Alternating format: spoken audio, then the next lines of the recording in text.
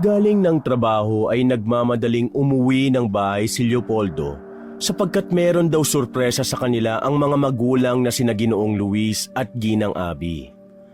Ngayong darating na linggo kasi ay kaarawan na nila ng kakambal na si Judith. Kaya excited na rin ang Kuya Roland nila, pati ang bunsong kapatid na si Sosette.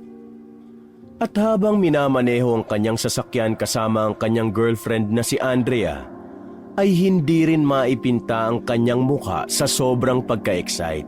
Medyo nabilisan niya tuloy ang pagdadrive, kaya naman ay nasita siya ng magandang dalaga. I'm so sorry, Shart. Sadyang na-excite lang talaga ako. Paano ba naman kasi? Tumawag daw si Uncle Peter at Auntie Mary at bukod sa surprise nila Mama at Papa, may pa-surprise din daw ang uncle at auntie kong nasa Australia. Kinikilig talaga ako sa excitement, Shart. Nag-angat kilay ang magandang dalaga at muling pinaalalahanan ng kanyang boyfriend na mag-focus sa pagmamaneho para makaiwas sila sa disgrasya. Maya-maya pa'y inihatid na nga muna ni Leopoldo si Andrea sa bahay nito na hindi na muna sumama sa kanila dahil maaga pa ang pasok bukas sa trabaho. Kaya nagmadali na nga siya sa pagmamaneho nang siya na lang ang nasa kotse. Pasado 8:30 ng gabi ay nakauwi siya ng bahay. Pagpasok ay bumungad kaagad sa kanya ang buong pamilya na nasa sala. Nag-bless muna siya sa mga magulang bago excited na naupo sa tabi ng bunsong kapatid habang niyayakap-yakap to. Anong surprise, Ma, Pa? Nang sabihin ni Ginoong Luis at Ginang Abby ang sorpresa, ay napatalon sa tuwa ang binata kasunod ng pagbitbit niya sa bunsong kapatid na tila naiirita naman sa kanyang ginawa. Totoo ba yan, Ma? Pa? Sila auntie at uncle mismo nagsabi na dun kami sa ancestral house ni Lolo Hiner magse-celebrate ng birthday sa Sunday ni Judith? Baka prank lang to, ah. Kung prank to, yari sa akin yan sila Mama at Papa, lalo na yang si Kuya Roland. Pero sabi naman ni Sosette, tumawag daw kanina si Uncle Peter. Hindi sinungaling yan si Bunso, ah. Shit! Ngayon pa lang magte-thank you na ako kina uncle at auntie. Sasabihan ko na si Andrea para makapag-leave na siya kaagad. Pagkatapos ng mga ilan pang pag-uusap, ay sabay-sabay na ngang naghapuna ng mag-anak na kitang-kita ang tuwa dahil sa magandang balita. Ang ancestral house kasi na tinutukoy ni Leopoldo ay dating bahay ng tatay niyang si Ginoong Luis at kapatid nitong si Uncle Peterson. Madalang silang makapunta ron sapagkat mahigpit ang kanyang tiyuhin pagdating sa nasabing lupain. At bilang panganay naman sa magkapatid, ay ipinaubaya na ni Ginoong Luis ang lupain ni Mang Hiner kahit paalam naman niyang sa kanya talaga ipinamana yon. Ayaw niya lang din kasi na magkaroon sila ng komplikadong pagkakaunawaan ng kapatid, lalo na't ito ang madalas na tumutulong sa kanya, especially nung mga nag-aaral pa lang sa kolehiyo sina Roland, Leopoldo at Judith. Hindi alam ni Ginoong Luis ang plano ng kanyang kapatid sa lupain ng kanilang ama, pero isa lang ang ayaw niyang mangyari. Ang ibenta ito sapagkat siya ang may pinakamay karapatan sa bagay na yon. Isa pa'y ayaw niya ring ibenta ang nag-iisang alaala niya sa yumaong si Mang Hiner. Pagkatapos maghapunan ay nag-shower na kaagad si Leopoldo at kinausap ang kanyang girlfriend tungkol sa magandang balita. Tuwang-tuwa rin si Andrea at sinabi ngang sasama siya sapagkat pangarap na rin ng dalaga ang makita ang nasabing ancestral house. Palagi kasing binibida ng binata sa girlfriend kung gaano kaganda at ka-peaceful sa lugar na yon. Kaya naman pareho tuloy silang na-excite. Pagsapit ng 10:30 ng gabi, matapos makapaghilamos ng katawan, ay natulog na kaagad si Leopoldo. Subalit nagising din siya eksakto 12:00 ng hating gabi. Nakarinig kasi siya ng pamilyar na tinig mula sa labas ng kwarto, kaya tahimik siyang bumangon at lumapit doon habang nagkukusot na mga mata. Parang boses ni na Uncle Peter saka Auntie Mary yun ah. Pagbukas niya ng pinto ay kaagad siyang sumilip sa madilim na pasilyo ng ikalawang palapag. Dahil wala naman siyang nakitang tao, Kaya isinarado at ikinandado niya na ulit ang pinto at bumalik sa higaan. Dahil antok na antok pa, kaya nakatulog din naman siya kaagad matapos sumalampak sa kama. Mabilis na lumipas ang araw. Tuwing hating gabi, eksaktong 12:00 ay palagi nang naaaalimpungatan ng binata. At katulad nung nakaraang gabi, ay palagi niyang naririnig ang boses ng kanyang uncle at auntie na nasa bansang Australia. Hindi niya maintindihan ang mga sinasabi sapagkat pabulong lang ang mga ito. Pero sa hindi malamang dahilan, ay nakakaramdam siya ng kilabot sa tuwing maririnig ang bulungan ng kanyang tiyo at tiya. Ang mga pangyayaring ito ay hindi niya ikinwento kahit kay Andrea. Pinalampas na lang niya ang pag-iisip na wala lang ang mga ito. Sabado ng 4:00 ng hapon, pagkasundo niya kay Andrea ay nagpasya muna silang magpunta sa simbahan bago maghapunan sa labas. Ngayong 10:00 na rin kasi ang alis nila para kinabukasan ng madaling araw ay nandun na sila sa ancestral house. Nang nasa loob na ang dalawa ng simbahan, ay pansamantalang umalis si Andrea at nagpaalam na magbabanyo lang ito. Hindi na sumama si Leopoldo dahil taimtim siyang nananalangin at nagpapasalamat. At ilang minuto pag alis ng kanyang girlfriend, ay mayroong tumabi sa kanya at umakbay. Dahil sa nakapikit ay inakala niyang si Andrea to. Pero nang malanghap niya ang mabahong amoy, ay kaagad siyang napadilat. Ganun na nga lang ang gulat niya nang makitang isang matandang lalaking marungis na seryosong nakatingin sa kanya habang nakaakbay. Ay, anak na! Napatakip naman kaagad siya ng bibig matapos mapagtantong nasa loob nga pala siya ng simbahan. Marahan niyang inalis ang kamay ng matandang lalaki sa pagkakaakbay sa kanya at saka siya lumayo rito. Pero napakunot ng noo si Leopoldo nang lumapit ang matandang taong grasa na grabe pa rin kumakatingin na para siyang lalamunin ng buhay. Nakaramdam siya ng pagkairita pero pinilit niyang magpaka-plastic na maging mabait dahil nasa loob pa siya ng simbahan. Dumukot na lang siya ng pera sa bulsa at inabot sa marungis na matandang lalaki. Please lang ho ha, kasama ko ang girlfriend ko. Huwag niyo na lang ho akong kulitin, tatang. Kunin niyo na lang tong pera. Salamat dito sa 50 pesos ha. Alam mo ba nung bata-bata ako, kapareho mo lang din akong matigas ang ulo. Hindi ako nakikinig sa payo ng matanda sa akin, ng nanay at tatay ko. Kaya alam mo kung anong nangyari. Ha? Ano ho? Dahil sa akin, napahamak silang lahat. Namatay si nanay, si tatay, pati ang 3 kong kapatid. Di ba 3 rin ang kapatid mo? Teka, paano mo ho? Kung saan nyo man nais pumunta, huwag na kayong tumuloy. Magagaya ka lang sa akin. Katulad ko, pagsisisihan mo rin habang buhay ang mangyayari. Mamamatayan ka ng mahal sa buhay. Dahil sa mga narinig ay hindi na nakatiis si Leopoldo. Naiinis niyang pinagsabihan na ang marungis na matandang lalaki. Pwede ho ba umalis na kayo? Bago pa ako makapagsalita ng hindi maganda sa inyo. Huwag ho kayo nagsasalita ng masasamang bagay lalo na't hindi nyo kilala ang isang tao. Please ho, tatang, umalis na ho kayo. Salamat sa 50 pesos.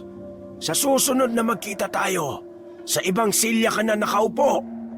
Hinayaan na lang niya ang matandang lalaki na maglakad palabas ng simbahan hanggang sa dumating si Andrea na nagtataka dahil sa ekspresyon ng kanyang mukha.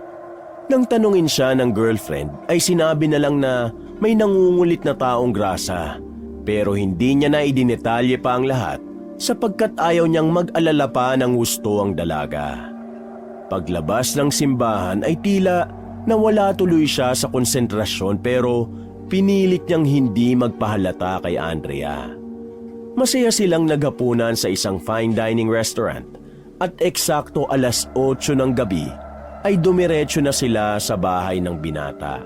Dala na rin naman kasi ng magandang dalaga ang maliit niyang maleta. Si Leopoldo naman, habang nag-aayos ng mga gamit, ay hindi pa rin maalis sa isip ang tungkol sa matandang lalaki kanina sa simbahan. Nang matapos na siya sa pag-aayos, ay sakto naman na kumatok ang kanyang kakambal bago magbukas ng pinto. Hello, Andre and Leo. Kumusta kayo dyan? Yo, what's up? Anong kailangan mo, kambal? Kung magpapalagay ka ng gamit sa maleta ko, sorry, punuan na to. Ang OA nitong si Kambal. O Salo, para sa iyan. Natatarantang sinalo ng binata ang maliit na box na hinagi sa kanya ng babaeng kakambal. What's with this bag? Wala akong pinabibili sa'yo ha. Bahala ka dyan, di kita babayaran. Huwag kang overacting. Buksan mo. Bigay ni Ninang Dahlia na early birthday gift sa atin. Pasalamat ka, kakambal kita, kaya meron ka rin. Bista ako lang. Buksan mo. Pagbukas ng lalaki ay gano'n na lang ang pagkamangha nilang mag-girlfriend nang makita nila ang laman ng box. Red rosary, gawa mismo at may basbas galing sa Vatican. Isuot mo yan para naman mabawasan pagkademonito mo. Tama di ba, Sis Andrea? Hindi na nakasabat pa ang binata sapagkat lumarga na kaagad ang kakambal niya na nagsara pa ng pinto. Lumapit naman si Andrea at tinignan ng rosaryo na amoy rosas.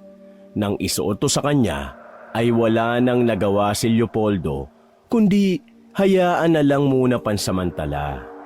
Saglit silang nagpahinga at naghintay hanggang sa sumapit na nga ang 10:00 ng gabi. Nang makapaghanda na ang lahat ay ipinagkatiwala na muna nila ang bahay kay Aling Mirna na trusted kasambahay ng kanilang pamilya na matagal nang naninilbihan sa kanila.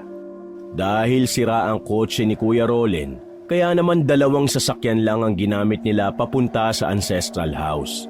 Nakasakay sina Kuya Rolen, Suset at Ginang Abi sa kotse ni Ginoong Luis habang sina Leopoldo, Andrea at Judith naman ang magkakasama.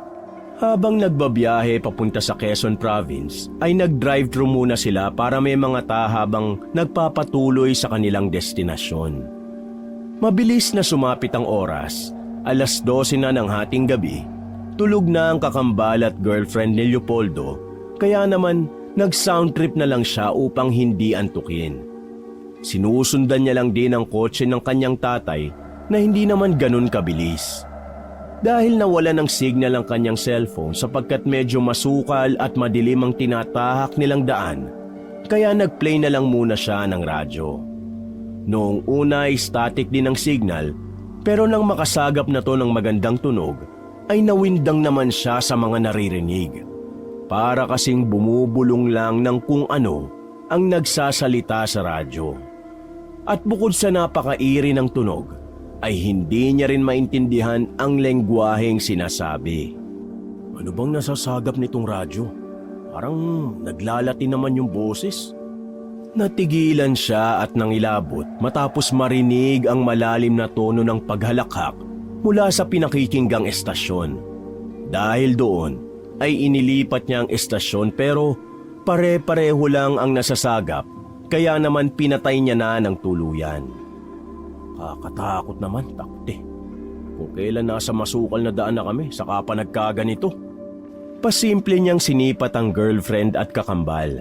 Nang nahihimbing pa rin ang dalawa sa pagtulog, ay nagbalik na siya ng tingin sa sinusundang sasakyan ng ama na bigla namang huminto.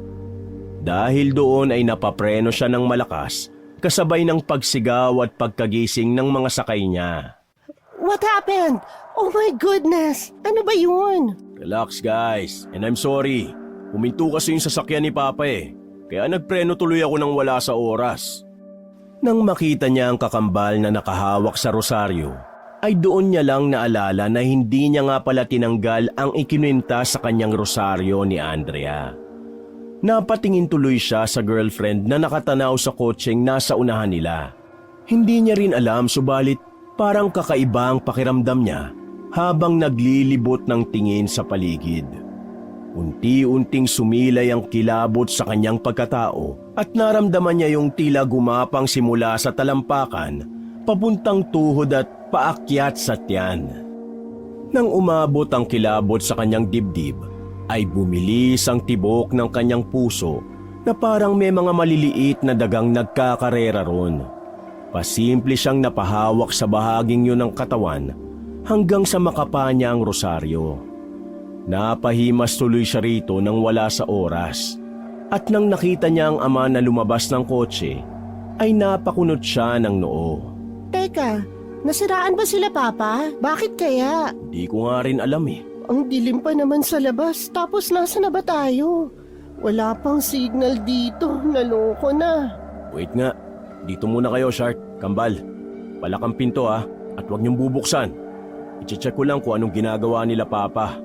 Sige, bilisan mo lang Wala talaga kaming ibang kasamang lalaki rito. Hindi pa man natatapos si Judith sa pagsasalita, ay nakarinig na sila ng malakas na busina mula sa hindi kalayuan.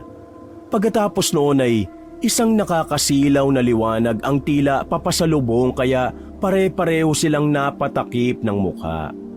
Doon din mas lalong kumabog ang dibdib ni Leopoldo. Lalo siyang kinutuban ng hindi maganda. Kaya kahit nakakasilaw ay tinanggal niya ang kamay na tumatakip sa muka. Kaya naman nakita niya ang buong pangyayari. Sumalpok sa sasakyan ni Ginoong Luis ang malaking truck. Nakita niya pa nga kung paano bundulin mismo ng nasabing sasakyan ang kanyang ama na nakaladkad pa. Tumalsik ang kotse kasama si Ginang Abby, Kuya Rolen at Suset na tumama naman sa sasakyan ni Leopoldo. Nadali ang unahang kanang bahagi ng sasakyan at kasamang nadaganan doon si Andrea. Dahil sa sobrang pagkasyak ay naghalo-halo na ang pakiramdam ng binata. Para siyang nabingi sa matinding ugong nang hindi niya malaman kung kalabog ba ng puso niya ang naririnig o ang tunog ng mga nagsasalpukang sasakyan.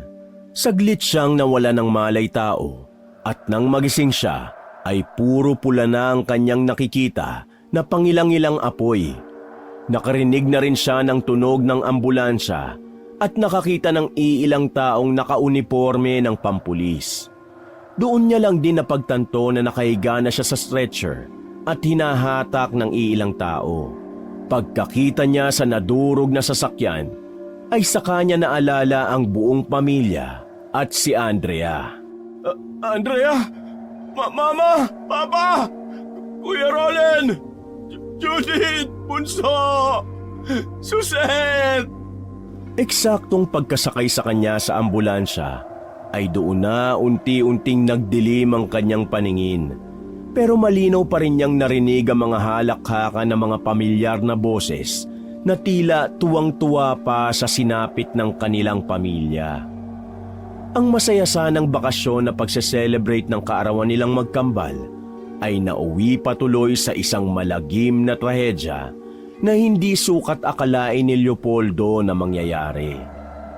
Bago tuluyang mawala ng malay tao, ay sumagi pang bigla sa isip niya ang sinabi ng estrangherong marungis na matandang lalaki na nakaengkwentro niya sa simbahan. Salamat dito sa 50 pesos Alam mo ba nung bata-bata ako, kapareho mo lang din akong matigas ang ulo. Hindi ako nakikinig sa payo ng matanda sa akin, ng nanay at tatay ko. Kaya alam mo kung anong nangyari. Namatay si nanay, si tatay, pati ang 3 kong kapatid. Di ba 3 rin ang kapatid mo? Teka, paano mo ho? Kung saan nyo man nais pumunta, huwag na kayong tumuloy. Magagaya ka lang sa akin. Katulad ko, pagsisisihan mo rin habang buhay ang mangyayari. Mamamatayan ka ng mahal sa buhay. Salamat sa 50 pesos. Sa susunod na magkita tayo, sa ibang silya ka na nakaupo. Dapat pala, nakinig ako sa sinabi ng taong grasang yun. Bigla na lang siyang nilamon ng matinding kadiliman na para bang palutang-lutang siya sa kawalan. Hindi niya rin alam kung anong nangyayari, pero bigla na lang parang nawala ang kanyang mga alaala. Napapikit na lang tuloy siya. Hanggang sa ang tahimik na paligid ni Leopoldo ay naantala nang biglang makarinig siya ng mahihinang kaluskos mula sa kung saan. Pagmulat ng mga mata ay laking gulat ng binata sapagkat hindi na pamilyar ang lugar na kanyang kinaroroonan. Sa pagkakaalala niya ay nasa kotse siya kanina at matiwasay na nagmamaneho, subalit ngayon ay nasa madilim na kakahuyan na siya. Kasunod na mga kaluskos na palakas na ng palakas ay isang nakagigimbal na alulong ng aso mula sa hindi kalayuan ang umalingaw-ngaw. Pagkarinig sa nakakatakot na alulong ay biglang nagtayuan ang balahibo ni Leopoldo. Napatakbo siya ng napakabilis dahil ramdam niyang anumang oras ay maaaring merong nakakatakot na nilalang na susulpot sa kanyang likuran. At habang tumatakbo ng matulin, ay isang garalgal na tono ng boses ang kanyang narinig. Bilisan mo, binata! Huwag kang magpapahuli! Iligtas mo ang sarili mo! Nang maalala ang tinig ng estrangherong marungis na matandang lalaki sa simbahan, ay binilisan ng binata ang pagtakbo nang hindi na naiisip kung saan siya patungo.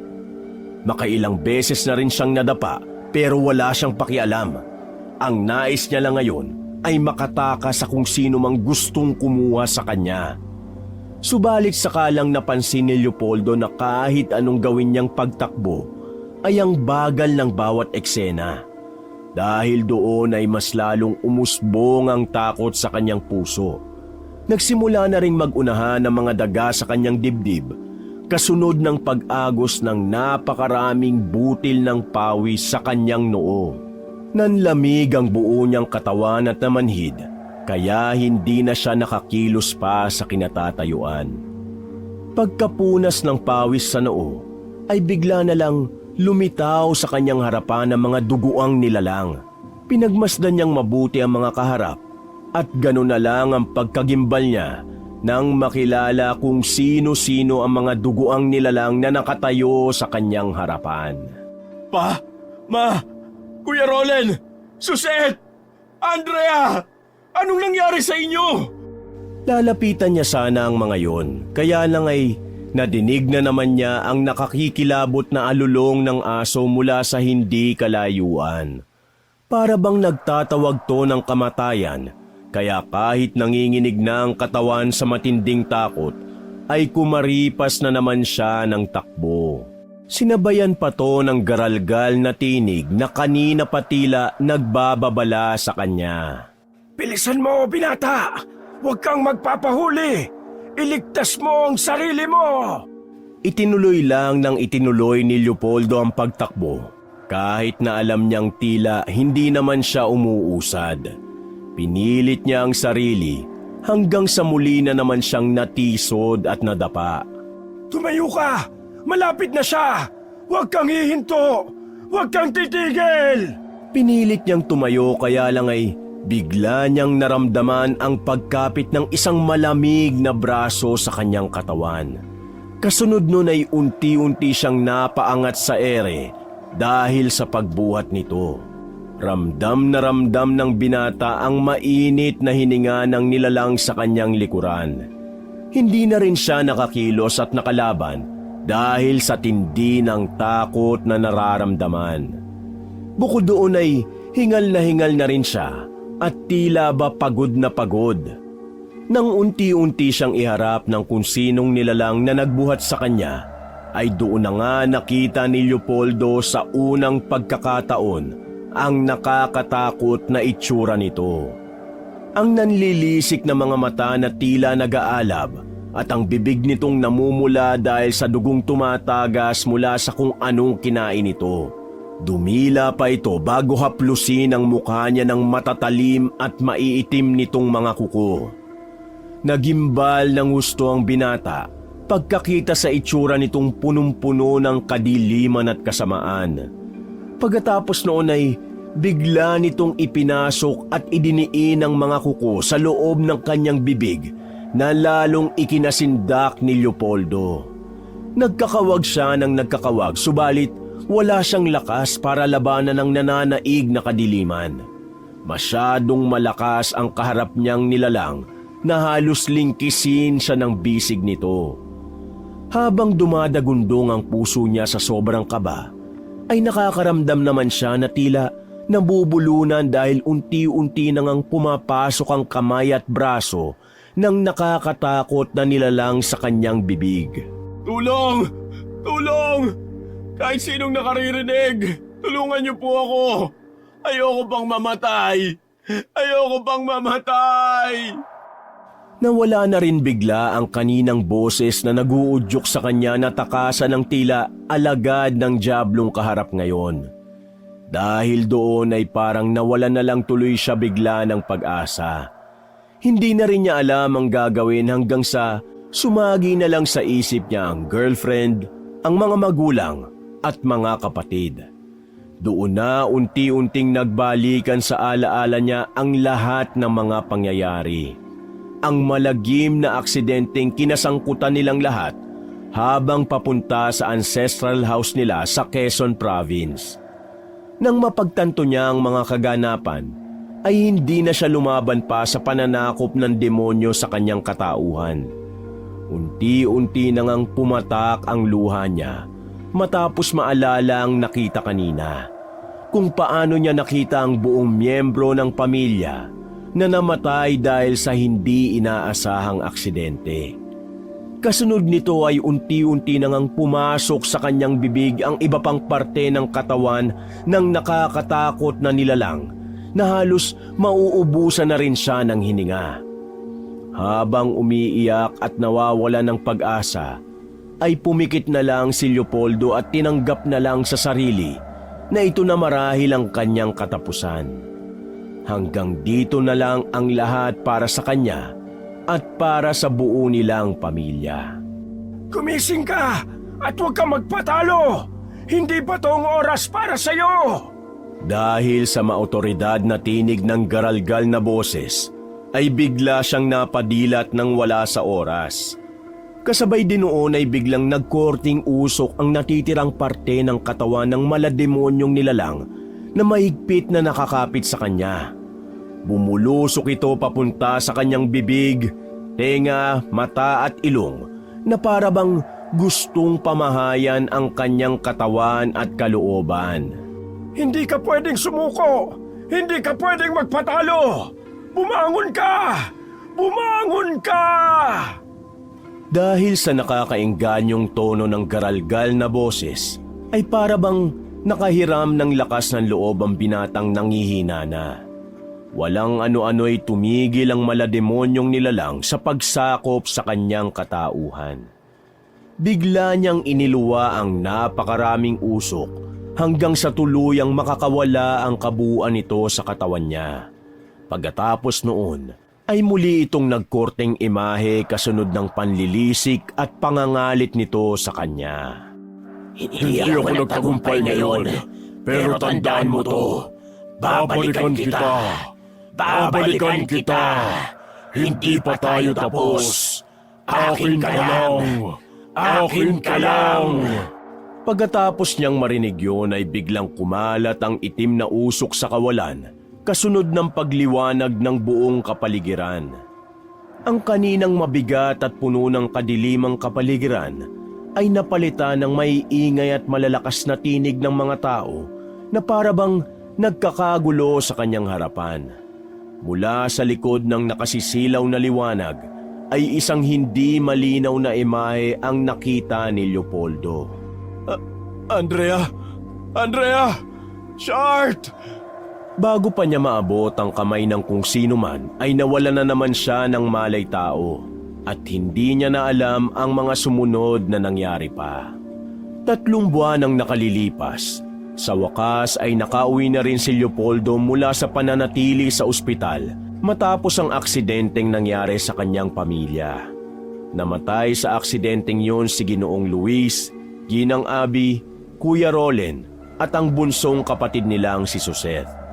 Nakalulungkot lang din na kahit ang girlfriend niyang si Andrea ay hindi nakaligtas sa malagim na insidenteng yon. Silang magkambalang ang nabuhay at itinuturing ng magkapatid na ang himala ng rosaryong suot nila ang nagligtas sa kanila sa panganib. Mabuti na ang kalagayan ng binata, maliban na lamang sa tama ng kanyang paa na hanggang ngayon ay sumasailalim pa rin sa therapy. Nadali kasi ang kanyang spinal cord kaya naman nagkaroon ng problema ang kanyang mga paa. Pero ayon naman sa mga eksperto, kahit mahaba-haba ang gamutan, ay may tsansa pa ring makalakad ulit si Leopoldo.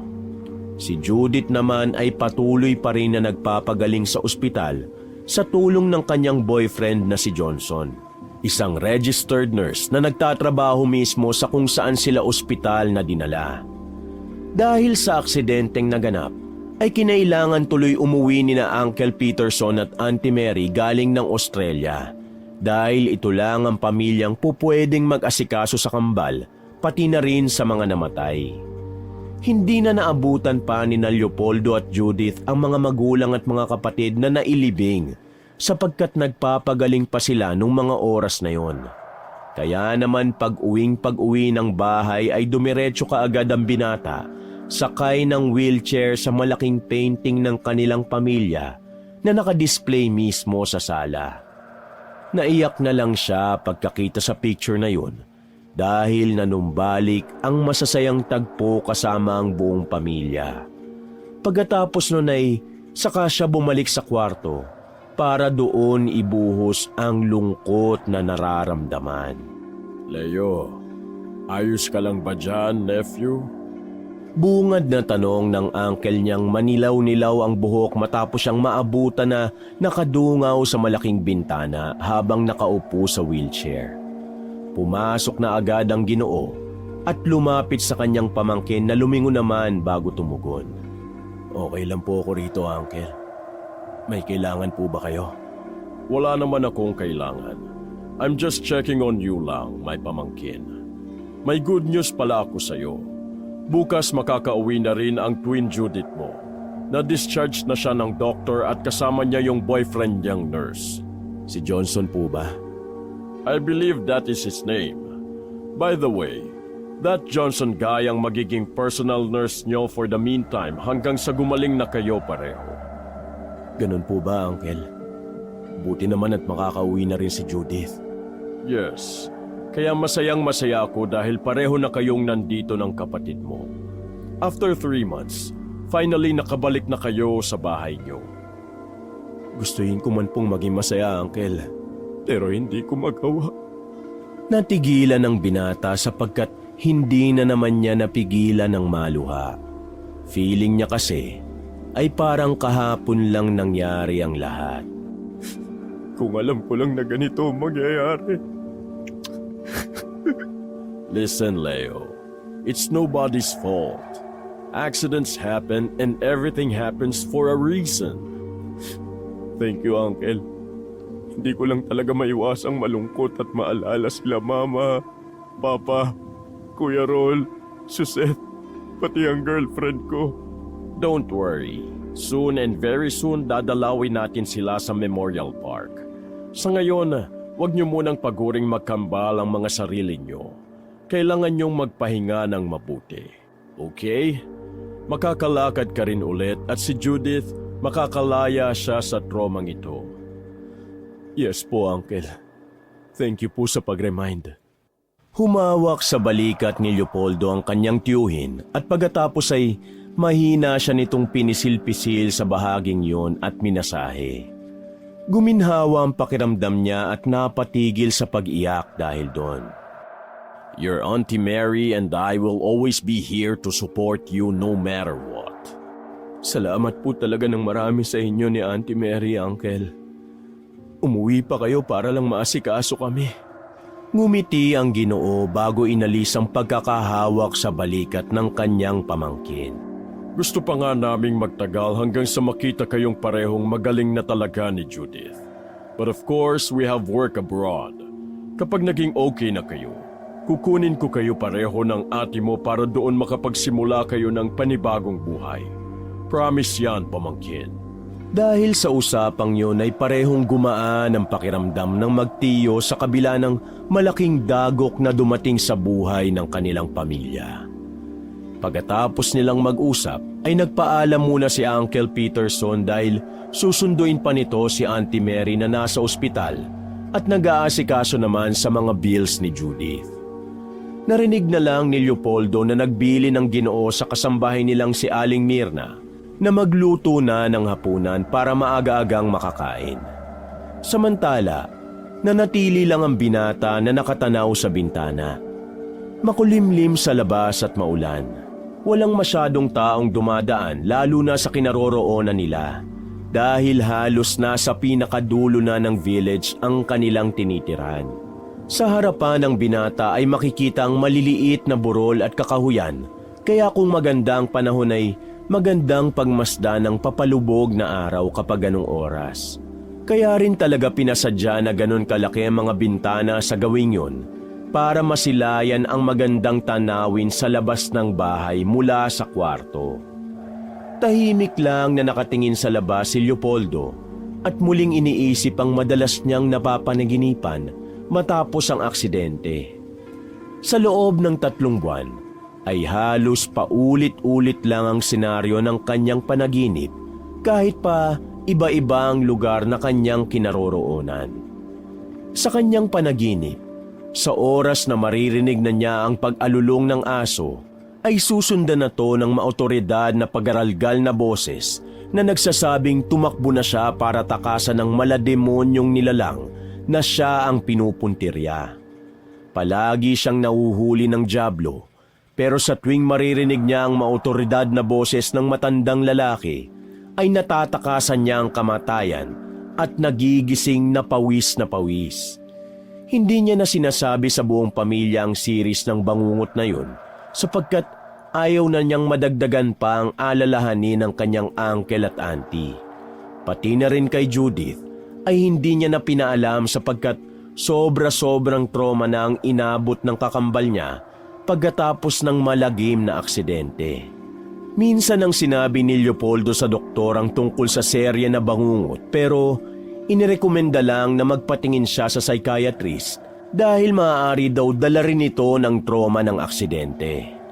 Malinaw para sa kanya na may kahulugan ng masasamang panaginip na to. Subalit hindi naman niya alam kung kanino o sino ang tamang taong makakatulong sa kanya para malaman kung anong meaning ng kanyang mga bangungot.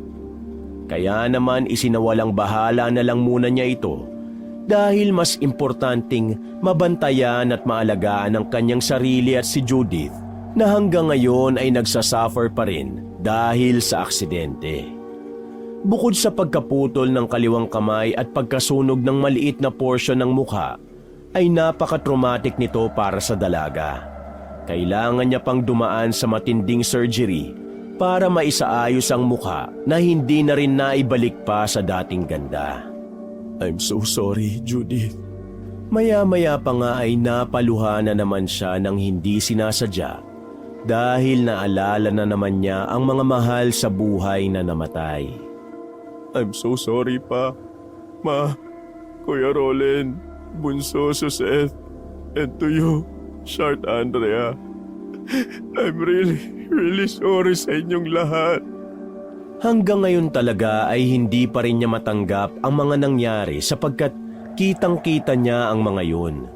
Kung paanong makaladkad ang Tatay Luis niya ng truck, kung paanong madurog ang kotse kasama sina Nanay Abby, Kuya Roland at Seth, at kung paanong tumalsik ang sasakyan at madaganan ang pinakamamahal niyang girlfriend.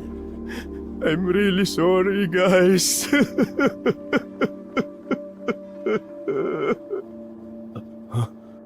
Natigilan ang binata matapos marinig ng mahina ang isang malalim na tinig na para bang tumatawa. Dahil doon ay napalingon siya sa likuran hanggang sa igala na niyang tingin sa buo niyang kwarto. Nang walang makitang tao ay napakunot siya ng noo. Pagkatapos ay hinatak niya ang suot na damit at saka ito ipinuna sa mukha niyang halos maghilamos ng luha. Sino yan?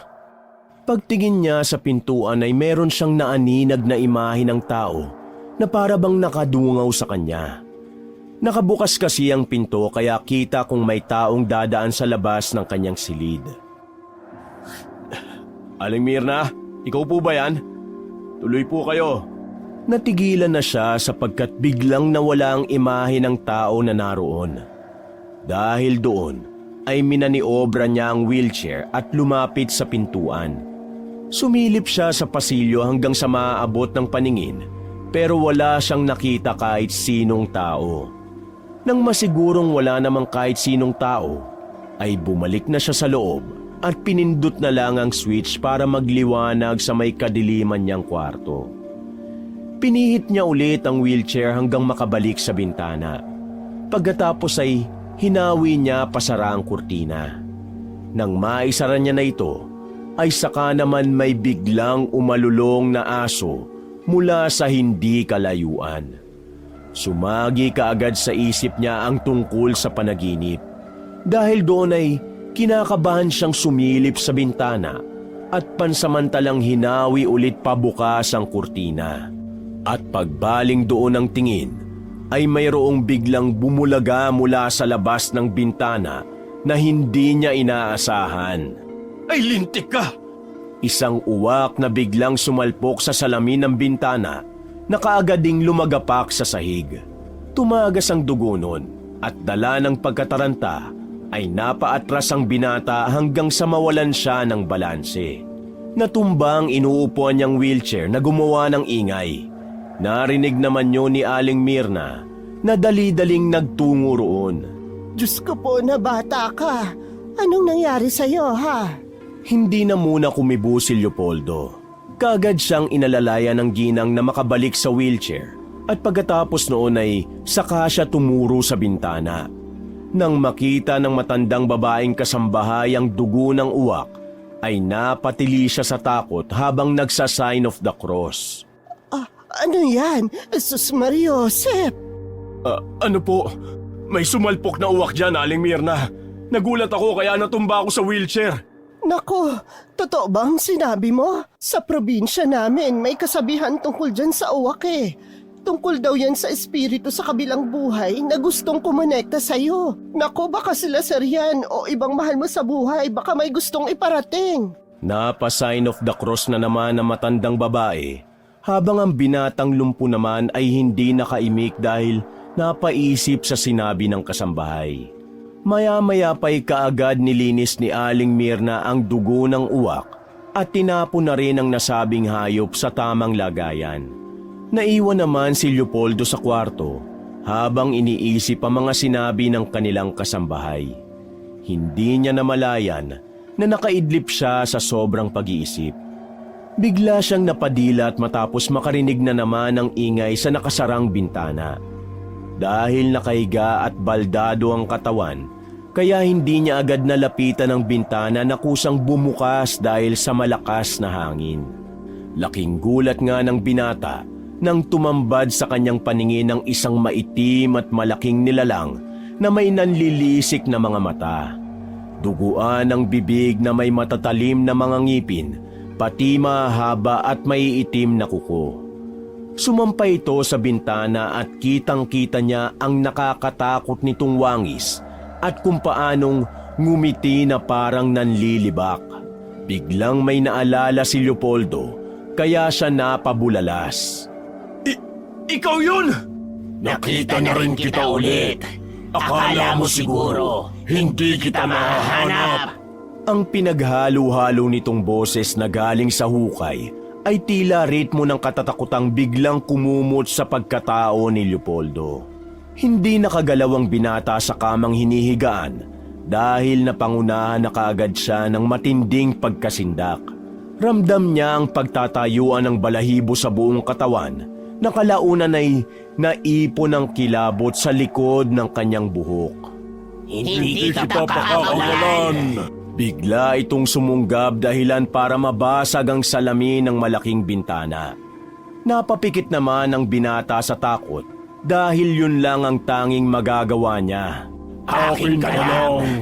Akin ka lang! Laking gulat naman ni Leopoldo nang may biglang humawak sa kanyang kamay. Pagkadilat ay naroon na sa harapan niya si Aling Mirna.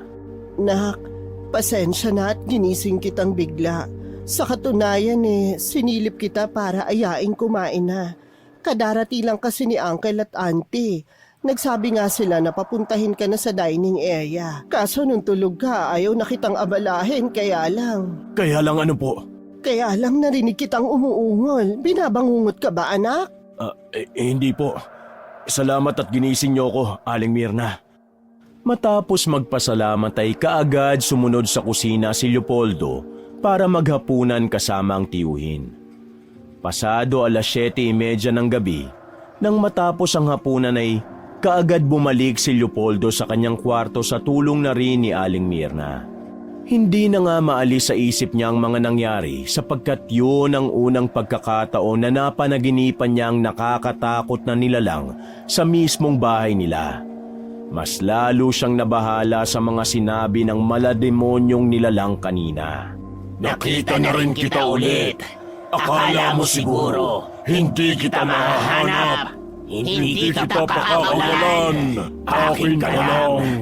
Akin ka lang. Napabulong na naman tuloy siya sa sarili nang wala sa oras. Siguro oras na talaga para magpatingin ako sa psychiatrist. Kailangan ko na yata talagang sundin ang advice ng doktor. Pagkatapos noon ay nagpalinga-linga na naman siya sa palibot ng kanyang kwarto. Hanggang sa mayroong biglang pumasok sa kanyang isip.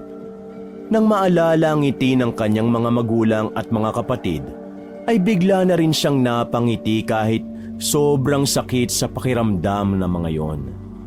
Dahil sa mga alaalang yon, kahit papano ay tila guminhawa ang kanyang pakiramdam hanggang sa kumalma na ulit siya at natigil na ang luhang papatak na naman sana. Hinimas-himas niya ang dibdib habang pinagagaan ng sarili hanggang sa makatulog na siya ng mahimbing. At mula nga sa panaginip, ay nakita na naman niya ang estrangherong matandang lalaki na naka-encounter niya noon sa simbahan. Bigla itong bumoses na parang nag-e-echo. Hanapin mo ako. Matutulungan kita. Makalipas ang 1 linggo, naging magaan ang pakiramdam niya sapagkat sa nagdaang araw na yun ay hindi siya dinalaw ng nakakatakot na panaginip. Nandoon na rin sa bahay ang kambal niyang si Judith, pati ang boyfriend nitong nurse na si Johnson. Kaalis lang din nung isang araw ni na Uncle Peterson at Auntie Mary dahil kinakailangan na talaga nilang bumalik sa Australia para makapagtrabaho. Nag-overstay na sila at hindi na yun sagot ng kumpanya. Leo, okay ka naman na, di ba? Kung may kailangan ka, tawagin mo lang ako rin sa kabilang kwarto ha. Sikasuhin ko lang yung kakambal mo. Sige bayaw, salamat ha. Pupunta na lang ako rin sa kwarto ni Judith. Naku Leo, tawagin mo na lang ako. Alam mo naman yung kakambal mo eh. Ayaw niya munang may makakita sa kanya. Pasensya ka na ha. Baka mag-hysterical na naman kasi yun eh. Naku, walang kaso. Sige, tatawagin na lang kita. Pag-alis ng nurse, nang makasiguro si Leopoldo na sarado na ang pinto ng kanyang kwarto, ay saka siya napabuntong hininga ng malalim. Magmula kasi nang nangyaring aksidente ay hindi pa niya talaga nakikita ulit ang kakambal. Tanging si Johnson lang talaga ang nag-aasikaso rito dahil nagwawala ang dalaga kapag may ibang tao. Ayon sa doktor, ay kasama raw yun sa traumatic event ni Judith, plus hindi pa rin kasi matanggap ng dalaga ang nangyaring pagbabago sa kanyang itsura. Sana maging okay na ang kakambal ko. Pagkatapos sabihin yun ay pinaikot niya na ang gulong ng wheelchair at saka tinungo ang tapat ng kabinet. Binuksan niya ito at namili ng damit na may susuot. Hindi niya rin alam sa sarili pero magmula kasi nang dumating si Johnson sa bahay ay medyo na-conscious na siya sa kung anong isusuot sa araw-araw. Dati pa naman hindi niya rin maintindihan ng sarili kung bakit tila naiilang siya kapag nasa bahay nila ang boyfriend ng kanyang kakambal kahit naman hindi siya talaga mahiyaing tao. Nang makapagbihis na ng long sleeve ay saka siya humarap sa salamin at inayos ang sarili. Pagkatapos nun ay dali-dali siyang lumabas sa kwarto at nang mapadaan sa silid ni Judith ay pasimple siya rong sumilip dahil nakauwang ng kaunti ang pinto. Napangiti siya pagkakita sa mukha ng kakambal at nang mapatingin naman kay Johnson na nag-aasikaso rito, ay nakaramdam na naman siya ng pagkailang. Sa kabilang banda ay natutuwa rin siyang pagmasdan ng gwapong mukha ng lalaking nurse. Para hindi na mapansin ay minaniobra na niya ang wheelchair hanggang sa makarating sa dining area kung saan niya naabutan si Aling Mirna na naghahanda ng kanilang makakain. Hello, Aling Mirna. Oh anak, hello rin. Nagugutom ka na ba? Malapit na tong matapos. Maghintay ka na lang ng konti pa ha. Sige lang po. Take your time. Masaya ang kasambahay na makita ang alagang unti-unti na ring bumabalik sa dati nitong sigla. Marami pa silang napag-usapan at pagkatapos ay nagpasya muna ang binata na tumambay sa bakuran nila habang naghihintay ng almusal. Nang nasa Bermuda Grass na ay tumanaw si Leopoldo sa kinaroroonan ng araw. Pinangsanggan niya lang ang kamay niya para hindi masilaw ng liwanag at pagkatapos ay saka siya huminga ng malalim. Okay, let's do this.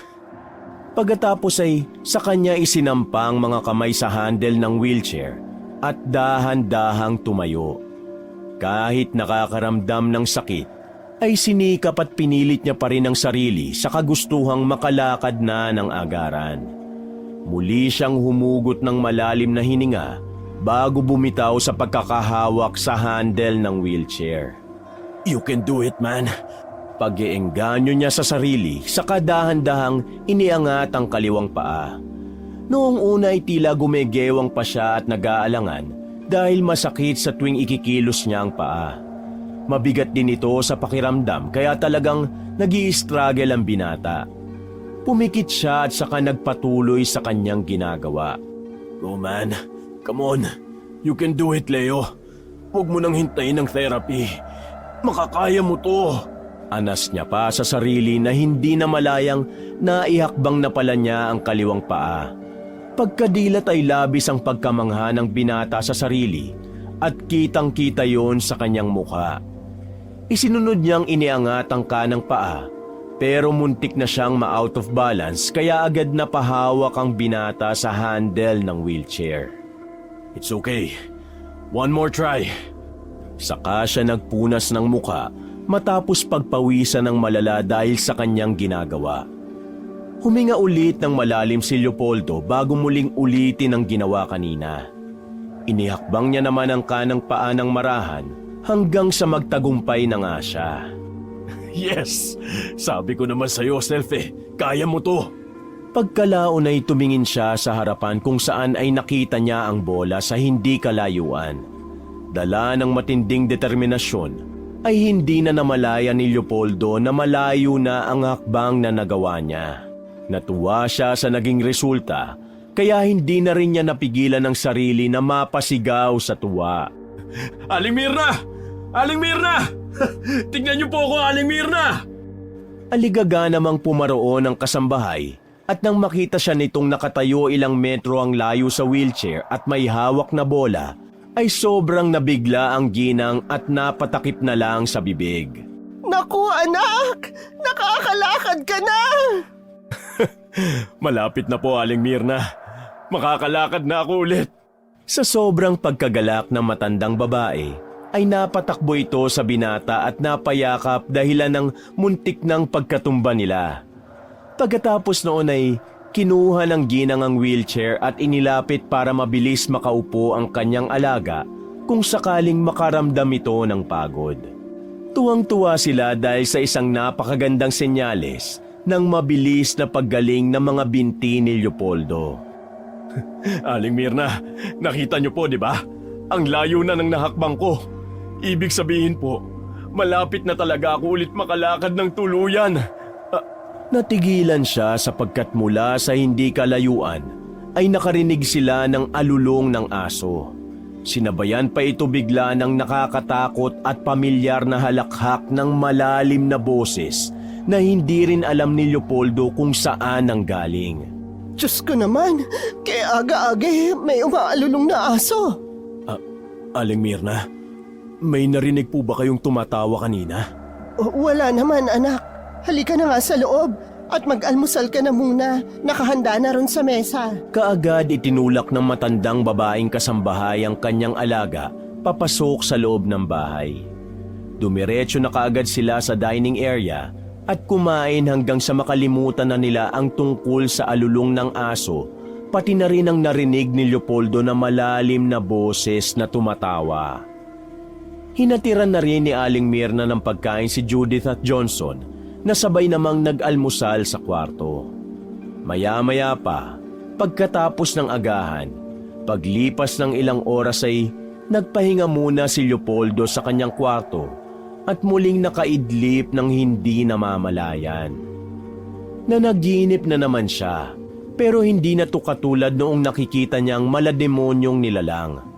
Kakaiba ngayon ang panaginip niya sapagkat nagpakita bigla ang marungis na matandang lalaki na nakita niya noon sa simbahan. Makinig ka! Masyado na akong mahina para gawin ito ulit. Kailangan mo kong katagpuin. Madali ka! Teka, bakit nandito ka sa panaginip ko? Hindi ka nananaginip! Bago pa natapos ng matandang lalaki ang sinasabi, ay nakarinig na sila ng alulong ng aso na sinunda ng malalim na tono ng boses na humahalakhak. Napalingon sila pareho sa kinaroroonan ng mga boses at nang bumaling si Leopoldo sa matandang lalaking kausap kanina, ay gano'n na lang ang gulat dahil wala na ito. Magmadali ka na bago pa mahuli ang lahat! Yun na ang huli niyang narinig na boses bago biglang mapadilat dahil narinig niya ang malakas na sigaw ni Johnson mula sa katabing kwarto. Dala ng sobrang pagkabigla ay nahulog si Leopoldo sa kama. Hindi na rin niya nagawang tawagin si Aling Mirna. Marahan siyang tumayo hanggang sa hindi na nga niya namamalayang nakakalakad na siya at nakapunta sa silid ng kapatid. Pagdating niya sa pintuan ng kwarto ni Judith, ay nakita niya roon sina Aling Mirna at Johnson na para bang gulat at takot na takot ang mga mukha. Anong nangyari, Johnson? Aling Mirna? May nakita kaming malaking tao na parang nakadagan kay Judith. Itim na itim at namumula ang mga mata. Doon na nga sumagi sa isip ni Leopoldo ang tungkol sa madalas niyang napapanaginipan dahil kaparehong-kapareho to ng kinukwento ni Johnson. Totoong sinabi ni Johnson, anak. Teka, paano ka nakapunta rito nang walang wheelchair? Lahat sila ay nagtaka at doon lang nga rin na-realize ni Leopoldo na hindi siya naka-wheelchair. Nakakalakad na talaga ako! Huh? Pagkasabi niyang yun ay bigla namang nangisay si Judith. Tumirik ang mga mata nito at bumula ang bibig na ikinataranta ng lahat.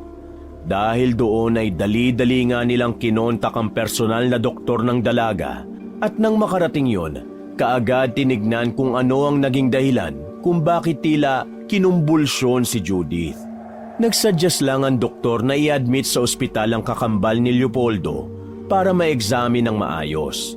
Ganun na nga ang ginawa nila kaya pagdating sa ospital ay kaagad kinontak ng binata ang tiyuhin at ibinalita rito ang nangyari.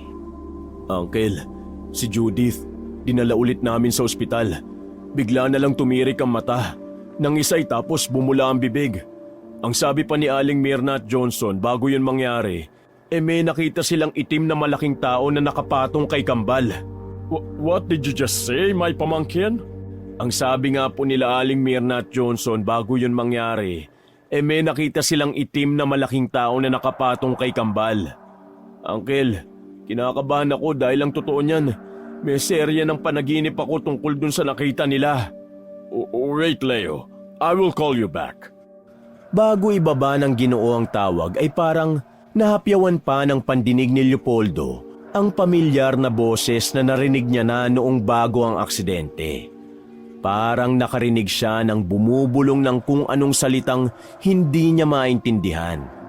Isinawalang bahala na lang muna niya to dahil hinayaan niya ang sarili na mag-focus sa sitwasyon ng kanyang kakambal. Pagkakita niya kay Johnson, kahit naiilang ay nilapitan niya to para tanungin. Johnson, kumusta si kambal? Isa ngayon, tulog pa rin siya at hinihintay pang resulta ng test sa kanya. Umuwi na muna kayo ni Aling Mirna. Ako nang bahalang magbantay ngayong gabi. Babalitaan kita agad kung ano nangyari. Hindi na nakaimik si Leopoldo sapagkat nang humawak sa balikat niya si Johnson, ay mas lalo siyang nailang. Huwag mo ring i-force ang sarili mo na makalakad. Mag-wheelchair ka muna hanggat maaari. Sige. Yun na lang ang nasabi niya. At pagkatapos noon ay umuwi na nga muna sila ng bahay ni Aling Mirna. Pagsapit ng gabi, matapos kumain at makainom ng gamot, ay nahiga na nga si Leopoldo sa kama habang nakatitig sa kisame. Naisip na naman kasi niya ang naging kalagayan ngayon ni Judith. Hindi na naman naiwasan ng binata na mapaluha matapos maalala ang mga nangyari kanina. Natatakot kasi siya na baka may kung anong mangyari na sa kanyang kakambal.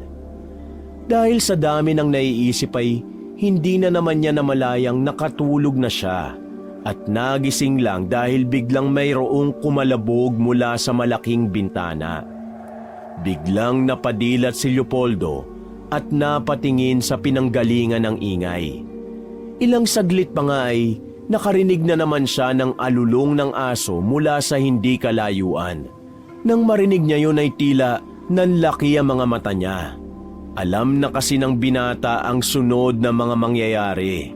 Aware na rin ang binata na nasa mundo siya ng panaginip. Nandito na naman ako. Bumangon siya at marahang naglakad papunta sa malaking bintana. Nang nasa harap na nito, ay marahan niyang hinawi ang kurtina habang nagpapatuloy ang alulong ng aso mula sa kung saan. Eksaktong pagbukas ng kurtina ay sumambulat na nga sa kanya ang malademonyong nilalang. Nakangiti ito ng abotenga habang matalim na nakatitig sa kanya ang namumulang mga mata. At kahit natatakot ay hinarap niya ito para magkaalaman na. Ano bang kailangan mo? Alam kong ikaw ang dahilan kung bakit nasa ospital ulit ngayon ang kakambal ko. Tigilan mo na ako. Tigilan mo na kami. Dahil hindi ako basta-basta susuko. Lalaban ako para sa kapatid ko. Kaya umalis ka na. Humalakhak lang ng humalakhak ang malademonyong nilalang bago sumeryoso ng mukha at nagsalita. Titigilan na muna kita sa ngayon dahil uunahin ko ang kapatid mo. Pagkasabi noon ay biglang nagdilim ang buong paligid. Naging usok ang nakakatakot na nilalang at kitang-kita ni Leopoldong lumipad to sa malayong lugar. Kaagad na padilat ang binata dahil na rin sa malakas na katok sa pinto ng kanyang kwarto. Marahan siyang pumunta roon at pagbukas ng pinto ay bumungad sa kanyang paningin ang nahihintakutang mukha ni Aling Mirna. Aling Mirna, bakit po? Anong oras pa lang 2:00 pa lang po ng madaling araw. Hindi na niya natapos ang pagsasalita sapagkat biglang umiyak ang matandang babaeng kasambahay. Lalo lang tuloy siyang nabahala at kinutuban. Aling Mirna, please lang po, magsalita kayo. Tumawag si Johnson. Patay na ang kakambal mo. Wala na si Judith. Iniwan na rin niya tayo. Tila gumuho rin ang mundo ni Leopoldo sa kanyang narinig. Para siyang nabingi at natulala sa kinatatayuan na kalaunan ay bigla na lang siyang nahilo at bumagsak bago nawala ng malay. Makalipas ang 1 linggo, pagkalibing kay Judith ay hindi na rin alam ng binata kung anong mararamdaman niya. Para bang nawala na siya ng gana sa lahat habang nakatingin sa puntod ng mga mahal niya sa buhay. Anak, tara na sa kotse. Maggagabi na at mukhang uulan. Halika na, bago pa tayo maabutan ng ulan dito. Aling Mirna, sige po, ako nang bahala rito. Mauna na po kayo sa kotse. Pag-alis ng matandang babaeng kasambahay, ay saka nagsalita ulit si Johnson na nakatayo sa tabi ng nagluluksang binata. Leo, tumawag ang Uncle Peter mo kanina. Kinukumusta ka? Hindi mo raw sinasagot ang mga tawag nila ng auntie mo. Uuwi raw sila sa Makalawa kaya magpakatatag ka. Hindi umimik si Leopoldo kaya humawak sa balikat niya si Johnson para damayan siya. Dahil doon ay nagsimula na naman siyang maiyak. Sobrang nasasaktan din ako sa nangyari sa kakambal mo. Gusto kong magwala at manisi pero hindi ko alam kung sino ang sisisihin ko. Kaya ang sarili ko na lang ang pinapahirapan ko. Pero bigla akong na-realize Hindi matutuwa si Judith kapag ginawa ko yun. Kaya ikaw, Leo, never mong sisihin ang sarili mo. Natigilan na siya nang biglang yumakap ng mahigpit si Leopoldo habang humahagulgol. Inalo naman niya to at hinayaan lang sa pagtangis hanggang sa kumulog na nga at kumidlat. Dahil doon ay inakay na niya ang binata sa sasakyan, saka sila umuwi ng bahay at nagpahinga. Hindi makatulog si Leopoldo, kaya nakatingin lang siya sa bintana habang pinagmamasdan ang malakas na ulan na tila nagdidilig sa tigang na lupa. Maya-maya ay nagring na naman ang kanyang cellphone at nang makitang rumihistro ang pangalan ng kanyang tiyuhin, ay hinayaan niya lang to hanggang sa maging miss call. Tama ang sinabi ni Johnson kanina. Hindi ko dapat sisihin ang sarili ko. Pero meron akong dapat na gawin. Kinabukasan, maaga pa lang at kahit wala pang tulog ay umalis kaagad ang binata na nagpasama pa kay Aling Mirna. Saan ba tayo magpupunta, anak? Ikaw na bata ka, nagmaneho ka pa. Tatawagan ko nga muna si Johnson. Pakisabi na lang po kay Johnson, Aling Mirna. Doon na siya dumiretso sa simbahan. May kakatagpuin lang po tayo roon. Sige, pero teka Leo, ano ba kasing plano mo, anak? Ngayon ko lang po ito sasabihin sa inyo, Aling Mirna. Pasensya na. Dahil nung mga nakalipas na buwan, binaliwala ko lang ang series of nightmares ko. Yung sinasabi niyong nakita niyong malademonyong nilalang bago mamatay ang kakambal ko, gusto ko siyang mapuksa. Napa-sign of the cross na lang ang matandang babaeng kasambahay habang nakikinig sa mga ikinukwento ng kanyang alaga. Nang matapos na sa pagkukwento, ay gano'n na nga lang ang takot ni Aling Mirna at pag-aalala sa mga nalaman. Dapat noon mo pa sinabi yan, lalo na sa uncle at auntie mo. Please po, huwag muna nating sabihin kina Uncle Peter at Auntie Mary. Kailangan ko muna makasiguro bago ko ibalita sa kanila. Sige, alam mo ba na ang kasabihan sa probinsya namin kapag ganyang tuloy-tuloy ang panaginip at may kasama pang alulong ng aso ibig sabihin may sumusumpa raw sa'yo. Diyos ko po, dapat magpatulong na tayo sa mga albularyo Hindi na kumibo ang binata sapagkat hindi rin naman talaga niya alam ang gagawin. Maya-maya pa nga nang nasa simbahan na, matapos makapag-park ng sasakyan, ay dali-dali silang pumasok sa loob at pumwesto kung saan siya noon umupo bago makainkwentro ang misteryosong matandang lalaki. Nagtagal sila roon ng halos 1 oras at dumating na rin si Johnson na may dalang pagkain, pero wala pa ring nagpapakita kay Leopoldo, kaya naiinip na nagtanong na ang matandang babaeng kasambahay. Anak, sino ba yung hinihintay natin dito? Oo nga, Leo.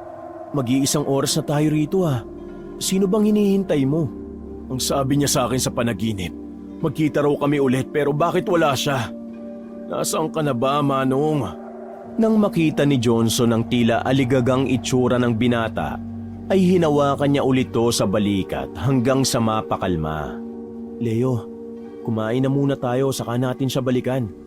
Sabi ni Aling Mirna, hindi ka pa raw natutulog Habang nagmamaneho ko, umidlip ka muna dun sa kotse para malinaw ang isip mo.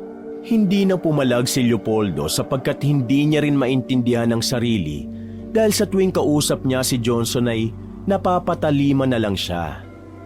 Nang palabas na sila ng simbahan ay doon na nga sumulpot ang hinahanap ni Leopoldo. Ang misteryosong matandang lalaking gusgusin na siyang nagpapakita sa kanyang panaginip. Hindi ba sinabi ko sa'yo na sa muli nating pagkikita sa iba ka na nakaupo? Natutuwa ako at nakakalakad ka na ulit. Pero kung malalaman mo ang dahilan, hindi ko alam kung matutuwa ka pa. Sabihin mo sa akin kung anong kailangan ko nang malaman. Tatanggapin ko yung lahat. Wala na nga silang inaksayang oras.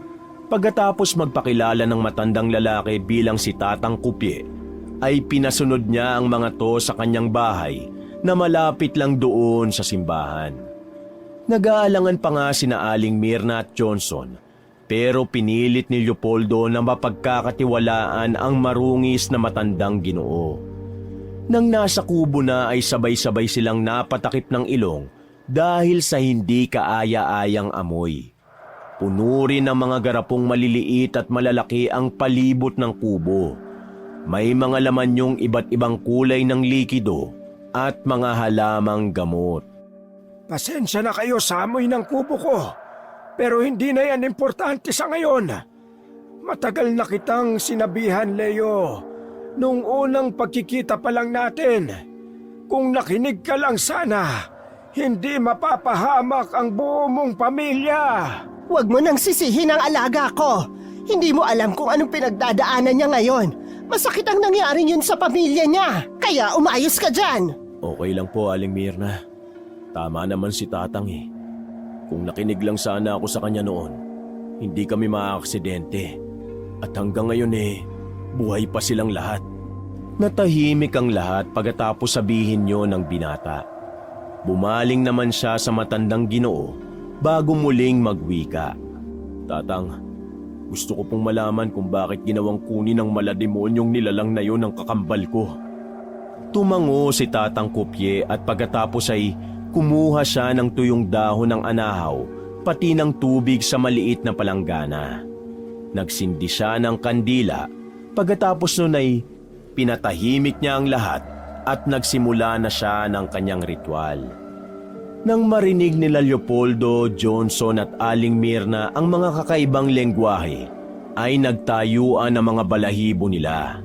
Bigla rin kasing lumamig ang kapaligiran at tila ba dumilim sa buong kubo kahit meron pa silang kandila.